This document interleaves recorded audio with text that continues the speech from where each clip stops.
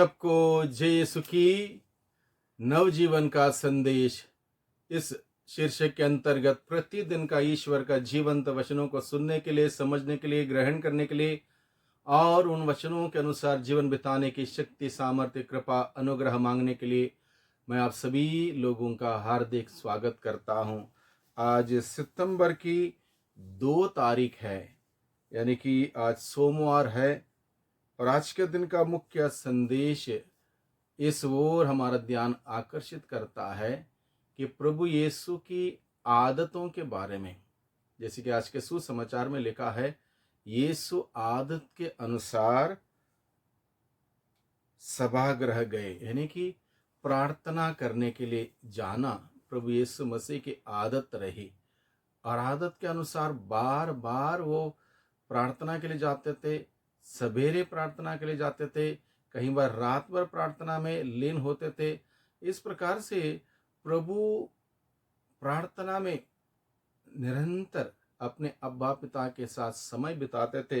ये उनकी आदत रही और इसी आदत के बारे में आज के सुसमाचार में बताया गया।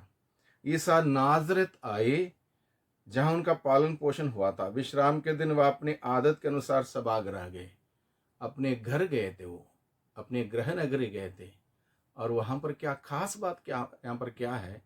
खास बात यह है कि वो घर गए हैं, गृह नगरी गए हैं, उसके बावजूद सभागृह जाने में नहीं बोलते, नहीं चूकते, वहां पर आलस्यपन नहीं दिखाते।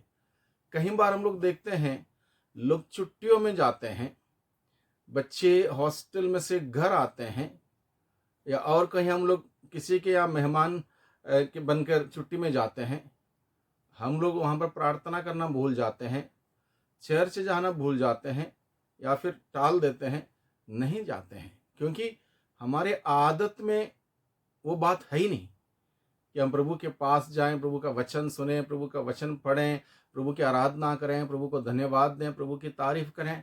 वो हमारी सिस्टम में नहीं है, वो हमारी आदत में नहीं आया है, इसलिए हम लोग बहुत आसानी से टाल देते। लेकिन प्रभु यीशु मसीह हमें सिखाता है हमारे जीवन के उदाहरण के द्वारा, हम चाहे गृह नगरी में हो, घर में हो, घर से बाहर हो, जहां भी हो, ईश्वर के साथ वो कनेक्टिविटी हमेशा हमारी होनी चाहिए, हमेशा ईश्वर के साथ कनेक्टेड रहना चाहिए। इसलिए प्रभु गृह नगरी आए, अपने घर आए, वहां पर सभागृह गए। और कैसे गए? यहां पर लिखा है, अपनी आदत के अनुसार सभागृह गए, आदत के अनुसार सभागृह गए। और वहां पर उन्होंने क्या किया? इस नबी ईसाया की पुस्तक उनको दी गई। पुस्तक खोलकर ईसा ने वह स्थान निकाला जहां लिखा था, प्रभु का आत्मा मुझ पर छाया रहता है, क्योंकि उसने मेरा अभिषेक किया, उसने मुझे भेजा है जिससे मैं दरिद्रों को सुसमाचार सुनाऊं, बंदियों को मुक्ति का और अंधों को दृष्टिदान का संदेश दूं, और दलितों को स्वतंत्र करूं और प्रभु के अनुग्रह का वर्ष घोषित करूं। उन्होंने वचन पढ़ के सुनाया, वचन पढ़ा। वचन पढ़ के सुनाना या वचन पढ़ना भी प्रभु की आदत रही। हम लोग कभी कभार शायद पढ़ते हैं वचन, कभी कभार हम सुनते हैं वचन, वो भी आधे अधूरे मन से, कोई दिलचस्पी नहीं है, कोई इंटरेस्ट नहीं है, बस सुनना है या पढ़ना है, बस इस प्रकार से। लेकिन प्रभु ने वचन की घोषणा की, प्रभु ने वचन सुनाया, वचन पढ़ा, ये प्रभु की आदत रही। हम लोग भी हमारे जीवन में आदत डालें, प्रभु का वचन को सुनने के लिए, वचन को मन चिंतन करने के लिए, उस पर विचार करने के लिए हम आदत डालें। बहुत सारी बातें प्रभु अपने वचनों के द्वारा हम सबों से करना चाहता है। हमारे पास टाइम होना चाहिए, हम टाइम निकालें प्रभु के लिए और प्रभु का वचन लेकर बैठें। प्रभु हमसे बातें करता है। हम ऐसा करेंगे जब हम लोगों को ऐसा अनुभव होगा कि इन वचनों के द्वारा प्रभु मुझसे बातें करता है, बहुत अच्छा फील होगा, हमारा बॉडी सेल्स एकदम एक्टिव होंगे और हमारे अंदर स्फूर्ति आएगी, नवजीवन आएगा। इसलिए हम लोग प्रयास करें।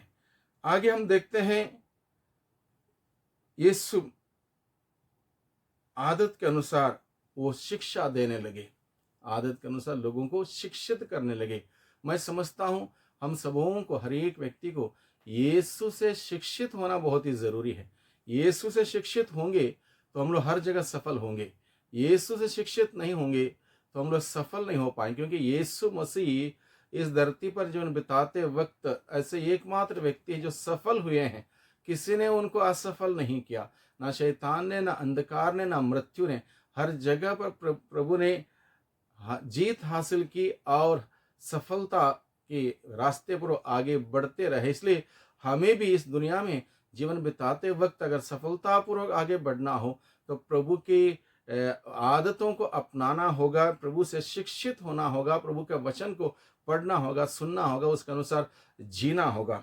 आगे प्रभु का वचन हमें सिखाता है, नाजरत के लोगों ने यीशु में ईश्वर को नहीं देखा। नाजरत के लोगों ने, भले यीशु उनके बीच में आए, उनके बीच में ही थे, उनके बीच में आए, अभी मिनिस्ट्री कर रहे थे, लेकिन वहाँ के लोगों ने यीशु में ईश्वर को नहीं देखा। ये तो बड़ाई का बेटा है, हम इसको जानते हैं। इस प्रकार की एक बातें मन में रखते हुए उस दृष्टिकोण से उन्होंने देखा, ईश्वर को वो देख नहीं पाए। इसलिए यीशु को अपना मुक्तिदाता के रूप में स्वीकार नहीं कर पाए, यीशु का स्वागत नहीं कर पाए।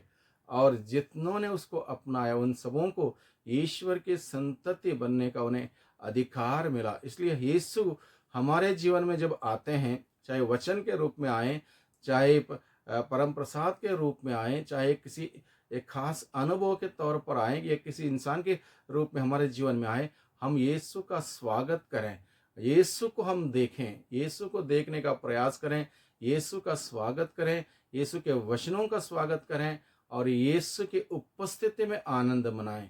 नाजरत के लोगों ने यीशु की उपस्थिति में आनंद नहीं मनाया, वो इसी बात के तर्क वितर्क में लगे रहे, अरे ये तो यहीं का है, आनंद मनाएं।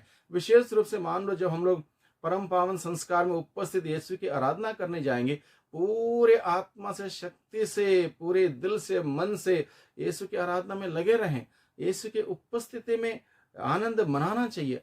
We need to celebrate the presence of God within us, around us. हम लोग सेलिब्रेट नहीं करते हैं, बहुत बार सेलिब्रेट करना चाहिए, ईश्वर की उपस्थिति को सेलिब्रेट करना चाहिए। और प्रभु हम सबों को सिखाता है, यीशु का हम सभी हमारा व्यक्तिगत मुक्तिदाता के रूप में स्वागत करें, यीशु में विश्वास का जीवन जिएं और यीशु हम सबों के जीवन में क्या कुछ कर सकता है, कितने बड़े बड़े अद्भुत से कार्य हमारे जीवन कर सकता है, हम विश्वास के द्वारा इस बात को ग्रहण कर सकते हैं। इसलिए आज के दिन में प्रभु का वचन जो हमने सुना है उस पर हम मनन चिंतन करें, गहराई में जाएं, प्रार्थना में जाएं, प्रभु से हम प्रार्थना करें, प्रभु से कहें, प्रभु आपकी उपस्थिति को महसूस करने के लिए और आपका हमारे जीवन में हमेशा स्वागत करने के लिए और आपकी शिक्षा के अनुसार चलने के लिए हम सबों को कृपा, शक्ति, सामर्थ्य प्रदान कीजिए। यह प्रार्थना हम लोग करें।